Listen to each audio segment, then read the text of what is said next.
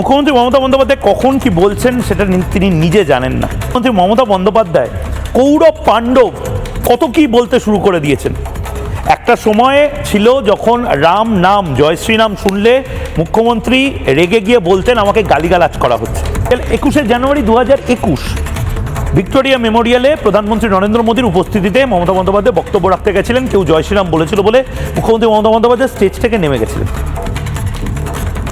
আর এখন মুখ্যমন্ত্রী মমতা বন্দ্যোপাধ্যায় জয় শ্রীরাম বা রামনবমীর শুভেচ্ছা জানাচ্ছেন।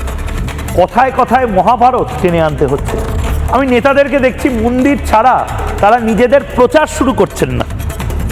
এক বিচিত্র সময়, যে সময় কৌরব আর পাণ্ডবদেরকে বারবার রাজনীতির ময়দানে নিয়ে আসতে হয়। এক বিচিত্র সময় যখন কৃষ্ণকে বারবার অবতীর্ণ হতে হয়। কিন্তু এবার মমতা বন্দ্যোপাধ্যায় নিজেও জানেন এবং সে কারণে আটকে আটকে উঠছেন।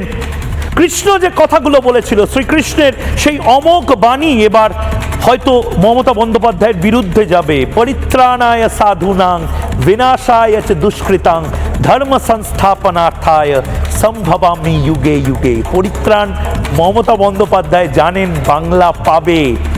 কৌরবরাও জানে, পাণ্ডবরাও জানে, শ্রীকৃষ্ণও জানেন, মমতা বন্দ্যোপাধ্যায়ও জানেন। সনাতনীদের এই ভয়ঙ্কর কনসলিডেশন ভয়ের কারণ হবে না। হয়েছে বলে এখন কৌরব পাণ্ডবদের মধ্যেও বিভাজন করছেন। দেখুন, পুরো আসানসোল নিয়ে যদি বলি তাহলে আমার এই জায়গাটার নাম কি বলুন তো? পাণ্ডবেশ্বর। মানে লড়াইটা কিন্তু কৌরবদের সাথে পাণ্ডবদের।